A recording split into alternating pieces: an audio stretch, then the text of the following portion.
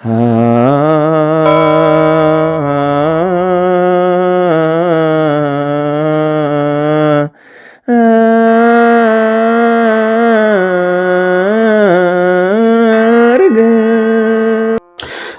አብ ወወልድ ወመንፈስ ቅዱስ አሐዱ አምላክ አሜን። ክሪያላይሶን ክሪያላይሶን ክሪያላይሶን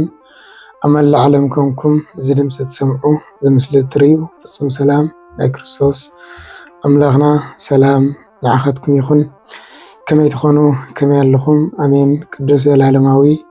ሕያው እግዚአብሔር አምላኽና ዘኸበረን ዘተመስገነን ይኹን። ንጽሕተ ንጹሓን ቅድስተ ቅዱሳን ቅድስት ድንግል ማርያም ክብርን ምስጋናን ይብጽሕያ። ብሓፈሻ ኩሎም ወርያን እግዚአብሔር በረኸትን ረድኤቶምን ኣይፍለየና። ሎሙ ድማ ከም ፍቓድ እግዚአብሔር አምላኽና ሰሙነ ሕማማት ዝርከብ ዕለተ ሐሙስ ወይ ናይ ዕለተ ሐሙስ ስያሜ ክንምልከት ኢና። ናይ ዕለተ ሐሙስ ስያሜ ጸሎተ ሐሙስ ተባሂሉ ይጽዋዕ እዩ። ጸሎተ ሐሙስ ማለት መድኃኔ ዓለም ኢየሱስ ክርስቶስ በዕለተ ሐሙስ ዝጸለዮ ጸሎት ማለት እዩ። ስለዚ ጸሎተ ሐሙስ ይበሃል እዩ። በዚ ዕለት እዚ መድኃኔ ዓለም ኢየሱስ ክርስቶስ ቅዱስ ስጉን ክቡር ደሙን ዝሰርዓሉ ዕለት እዩ።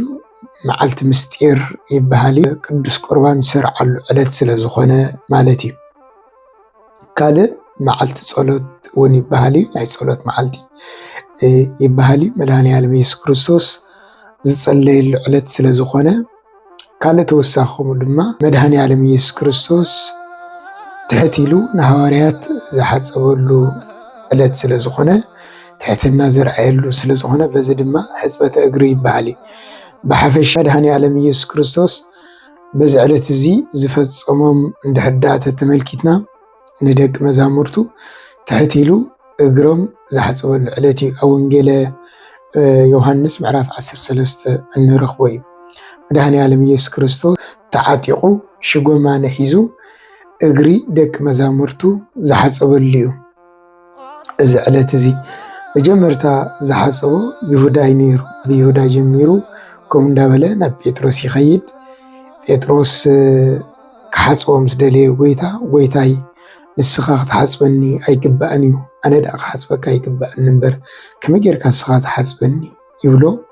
መድኃኔ ዓለም ኢየሱስ ክርስቶስ ድማ ብሓቂ ብለካ ኣለኹ ጴጥሮስ ኣነ ተዘይሓፂበካ ምሳይ ክፍሊ የብልካን ቦታ የብልካን ይብሎ። ቅዱስ ጴጥሮስ ድማ ጎይታይ ኩሉ ነገር ሓዲገ ተኸተልኩ ከኩ ንስኻ ርስቲ ቦታ ክህልወኒ እዩ። ስለዚ ከምዚ እንድሕዳእ ኮይኑ ኢደይን እግረይን ጥራይ ዘይኮነስ ኩልንትናይ ሕፀበኒ ይብሎ። መድኃኔ ዓለም ኢየሱስ ክርስቶስ ድማ እግሩን ኢዱን ዝተሓፀበ ኩልንትኑ ንጹህ እዩ፣ ነገር ግን ኩላትኩም ኣይኮንኩምን ብምባል ነቲ ሕሊፉ ዝህቦ ይሁዳ የመላኽት ማለት እዩ። ስለዚ በዚ ግዜ እዚ በዚ ዕለት እዚ መድኃኔ ዓለም ኢየሱስ ክርስቶስ ኣምላኽ ጎይታ መምህር ንደቂ መዛሙርቱ ትሕት ኢሉ ብፍጹም ትሕትና ትሕት ኢሉ ንደቂ መዛሙርቱ እግሮም ዝሓፀበሎም ዕለት እዩ ማለት እዩ። እንታይ ዝብሎም ንሐዋርያት ንስኻትኩም መምህር ጎይታ ትብሉን ኣለኹም ጽቡቕ በልኩም፣ እየ ከዓ ግን ኣነ መምህርኩምን ጎይታኹም ከለኹ እዚ ካብ ገበርኩ ንስኻትኩም ድማ ከምዚ ግበሩ ኢሉ ንደቂ መዛሙርቱ ትሕትና ምሂርዎም። ንምንታይ መድኃኔ ዓለም ኢየሱስ ክርስቶስ ትሕት ኢሉ ከምዚ ኢሉ ሓፂቦም ንሐዋርያት እንድሕዳ ኢልና ኣቐድማ ኣቢሎም ሐዋርያት ኣብ መንግስተ ሰማያት መን እዩ ዝዓቢ ኣነ ዶ ይኸውን ኣነ ዶ ይኸውን ዳቦ ይካትዑ ነይሮም እዮም። መድኃኔ ዓለም ኢየሱስ ክርስቶስ ግን እንታይ ኢልዎም ነይሩ? እቲ መንግስተ ሰማያት ዓብይ ክኸውን ዝደሊ ንሱ ትሕት ይበል ኢልዎም። ብሓቂ ብሓቂ ብለኩም ኣለኹም ከምዚ ህፃን ተዘይኮንኩም መንግስተ ሰማያት ከምዚ ህፃን ጌርኩ ተዘይተቐቢልኩም ንመንግስተ ሰማያት ኣይተኣትውን ይኽብሎም ነይሩ። እታ ትሕት በሉ ዝብሎም ዝነበረ መድኃኔ ዓለም ኢየሱስ ክርስቶስ ብግብሪ ትሕት ኢሉ ደቂ መዛሙርቱ ዝሓፀበሉ ዕለት እዩ ማለት እዩ። ኣምላኽ ትሕት ኢሉ ደቂ መዛሙርቱ ዝሓፀበሉ ንሕና እውን ከምኡ ክንገብር ብሐዋርያት ገይሩ ንሐዋርያት ግበሩ ከምዚ ኢልዎም ንሕና እውን ልክዕ ከምኡ ክንገብር ይግባአናይ። እግሪ ብምሕፃብ ብዙሕ በረኸት ዝተቐበሉ ኣለዉ እዮም ኣብ መጽሓፍ ቅዱስ ኣብ ገድሊ ብዙሕ እንረኽቦ ማለት። ስለዚ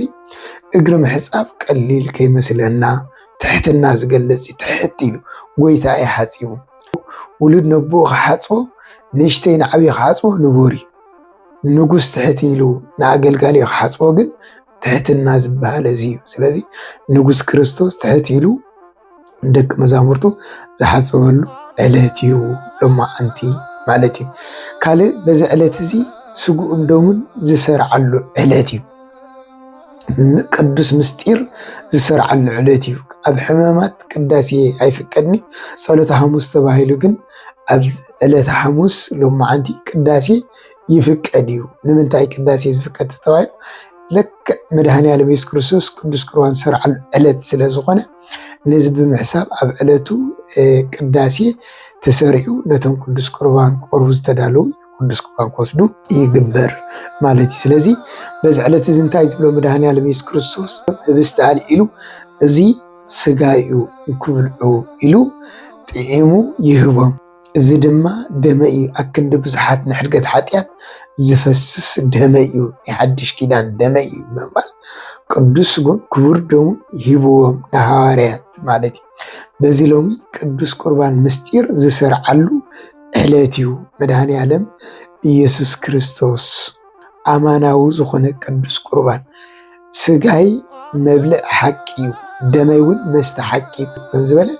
ኣማናዊ ዝኾነ ስጉኡን ደሙን ሎሚ ዝሰርዓሉ ዕለት እዩ ማለት እዩ ናይ መድኃኔዓለም ኢየሱስ ክርስቶስ ንህይወት ንድሕነት እዩ ደሙ ዝፈስስ መድኃኔዓለም ኢየሱስ ክርስቶስ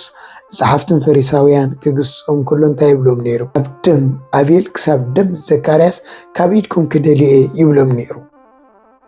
ካብ ኢድኩም ክደልየ ይብሎም ነይሩ ደም ናይ ክርስቶስ ግን እቲ ዝፈስስ ደም ናይ ክርስቶስ ግን ከምኡ ይበሎም ደመይ ካባኹም ክደልየ ይበሎም ካብ ኢድኩም ክደልየ ይበሎም ደሙ ናይ ድሕነት ደም ስለ ዝኾነ ንዓለም ኩሉ ነቲ ኣሚኑ ዝተቐበሎ ኩሉ ንህይወትን ንድሕነትን ዝፈስስ ደም ስለ ዝኾነ ማለት እዩ ስለዚ ኣነ ንስኻትኩምን ብኾንትነት ዝተዓደግና ኣይኮንናን ኣነ ንስኻትኩምን ብንዋይ ዝዓለም ብወርቅ ብውሩር ዝተዓደግና ኣይኮንናን ብኽቡር ደም ክርስቶስ ዝተዓደግና ኢና ስጉእ ዝቆረሰልና ደሙ ዘፍሰሰልና ብደሙ ዝዓደገና ኢና ማለት እዩ ስለዚ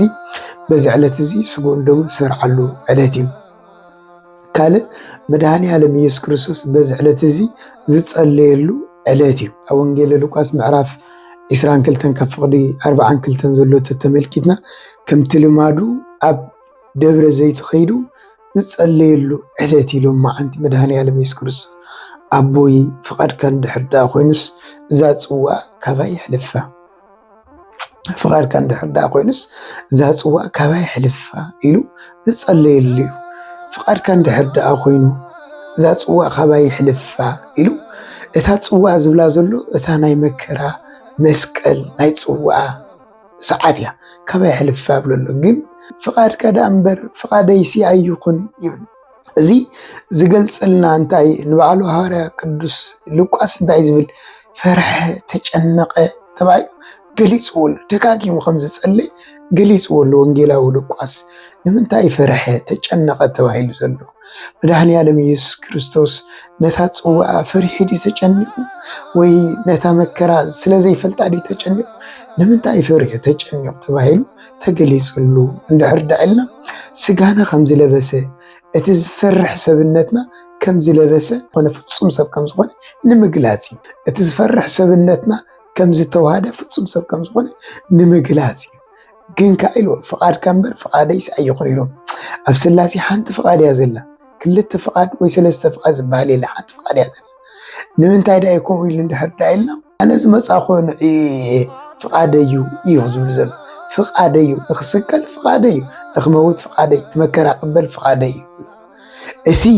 ፈሪሑ ተጨኒቁ ተባሂሉ ተገሊጽሉ ዘሎ ግን ንዓና ንኽገልጽ እዩ መከራ ከም ዘጨንቕና መቸም ንሕና ሞት የፍራሕና እዩ መከራ የፍራሕና እዩ ሕማም የፍራሕና እዩ ሕማቕ ምስማዕ የፍራሕና እዩ ጸልማት ምኻድ የፍራሕና እዩ ብዙሕ ነገር ዘፍራሕና ነገር ኣላ ኣይኮነ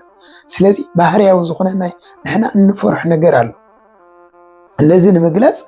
ሰብነትና ከም ዝተዋሃደ ዝፈርሕ ሰብነትና ከም ዝተዋሃደ ንምግላጽ ፈርሐ ተባሂሉ ተጨነቀ ተባሂሉ ተገሊጹሉ ንክርስቶስ ማለት እዩ ግን ፍቓድካ እምበር ፍቓደያ ይኹን ኢሉ ፍቓደያ ይኹን ንሕና እውን ልክዕ ከምኡ ኢልና ክንፅንዕ ኣብዚ ዘጨነቐና ግዜ ኣብ መከራና ግዜ ኣብ ፈተናና ግዜ ከቢድ ጭንቀት ከቢድ መከራ ክመፀና ከሎ መቸም እታ መከራ መስቀል ቀላል ከይትመስለና ጎይታ ዝተቐበላ መከራ ጎይታ ዝተቐበላ ፅዋዕ ቀላል ከይትመስለና ከባድ እያ ማንም ክቕበላ ዘይክእል ብጀካ ክርስቶስ ነታ መከራ ንሱ ዝተቐበላ ተቐቢሉ ከድሕነና ዝኽእል ወላ ሓደ ኣክል ኣይነበረን ብጀካ ክርስቶስ ስለ ዝኾነ ነቲ መከራ ንሱ ፀይሩ ክኢሉ ኣድሒነና ማለት እዩ ስለዚ መድሃኒ ዓለም ኢየሱስ ክርስቶስ እንታይ ኣብ ግዜ ጭንቀትኩም ኣብ ግዜ መከራኩም ከቢድ መከራ ክበፅሓኩም ከሎ ፍቓድካ ዳ ይኹን ኢልኩም ፍቓድ ጎይታ ሕተትኩ ፍቓድካ ዳ ይኹን በሉ ምክንያቱ ብዘይ ፍቓድ ጎይታ ዝኾነ መከራ ብዘይ ፍቓድ ጎይታ ዝኾነ ሽግር ዝኾነ ጭንቀት ክንሰግር ኣይንኽእል ኢና ስለዚ ፍቓድ ጎይታ ትኾይኑ ንኩሉ ክንሰግሮ ከም ፍቓድካ ይኹን ኢልና ጎይታ ሃዳእና ከም ፍቓድካ ይኹን ኢልና ሃዳእና ክንብል ኩሉ ማለት ስለዚ ተጨነቕ ተባሂሉ ካልእ ፈርሒ ዝተባሃለሉ ምክንያት ንምንታይ እንድሕር ኢልና ኣዳም ትዝክሩ እንድሕር ኮንኩም ካብታ ዕፀ በለስ በሊዑ ትእዛዝ ኣምላኽ ምስ ኣፍረሰ ፀጉኡ ተገፊፉ ዕርቃኑ ኮይኑ ብዕፀ በለስ ክዳን ተሸፊኑ ኣብ ጫካ ተሓቢኡ ነይሩ ሽዑ እግዚኣብሔር ኣምላኽ ኣይተሃለውካ ኣዳም ኣበይ ኣለኻ ኣዳም ምስ በሎ ጎይታይ ድምፅኸ ምስ ሰማዕኩ ፈሪሐ ተሓባእኹ ኢልዎ ፈሪሐ ስለዚ እቲ ኣዳም ዝፈርሖ ፈርሒ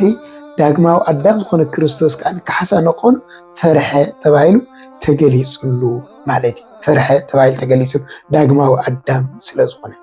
ካልእ መድሃኒ ዓለም ኢየሱስ ክርስቶስ ፈርሒ ዝተባሃለሉ ናትና ፍርሒ ንምርሓቕ እዩ ቅዱስ ሳዊሮስ እንታይ ዝብል ለእመ ይፈርሃ ክርስቶስ እሜ ኣይተተፍርሃት እምኔነ ክርስቶስ እንተዘይፈርሕ ነይሩ ፍርሓት ካባና ኣይምርሓቐን ነይሩ ኢሉ ቅዱስ ሳዊሮስ ገሊፅዎ ኣሎ ስለዚ ፈርሒ ተባሂሉ ዝተገለፀሉ ናትና ፍርሓት ንምርሓቕ እዩ ብድሕሪኡ ዝመፁ ሃዋርያት ብትብዓት ንመከራ ክቕበሉ ሰማዕታት ንመከራ ብትብዓት ክቕበሉ እንምልከት ማለት ምክንያቱ እቲ ፍርሓት ካባና ክርስቶስ ስለ ዘርሓቆ ማለት ፈርሒ ተባሂሉ ተገሊፅሉ ካባና ፍርሓት ስለ ዘርሓቆ ማለት እዩ ስለዚ ነዚዩ ፈርሒ ተባሂሉ ዝተነገረሉ ካልእ መድሃኒ ዓለም ኢየሱስ ክርስቶስ ኣብ ወንጌል ዮሃንስ ምዕራፍ 17 ተተመልኪትና ስለ ሃዋርያት እውን ከም ዝጸለይ ዝነግረና እቲ ዝሃብካና ሃብክዎም ነገርኩም ተቐበሉ ኣመኑ ሰዓቡኒ ዳብለ ስለ ሃዋርያት ከም ዝለመነ ከም ዝጸለየ እውን ይነግረና ከይብተኑ ፋሕ ከይብሉ ብማእሰር ፍቅሪ ንኽእሰሩ እቲ ቃሉ ስለ ዝተቐበሉ ስለ ዝኣመኑ ስለ ዝሰዓቡ ስለ ሃዋርያት እውን ከይተረፈ ከም ዝጸለየ እዩ ዝነግረና በዚ ዕለት እዚ ማለት ስለዚ መድሃኒ ዓለም ኢየሱስ ክርስቶስ በዚ ዕለት ሐሙስ ንሃዋርያት ትሕት ኢሉ ዝሓፀበሉ ዕለት እዩ ቅዱስ ቁርባን ዝሰርዓሉ ዕለት እዩ ዝጸለየሉ ዕለት እዩ ንሱ ጸሊ ፍርሓት ካባና ዘርሓቀሉ ዕለት እዩ እምበኣር ካብ ዕለት ሐሙስ እንምሃሮ እንታይ እንድሕር ኢልና ክርስቲያን ዝተዋህበና ቅዱስ ስጉእ ክቡር ደሙን ምቕባል እዩ ምውሳድ እዩ ስጉእ በሊዕና ደሙ ሰቲና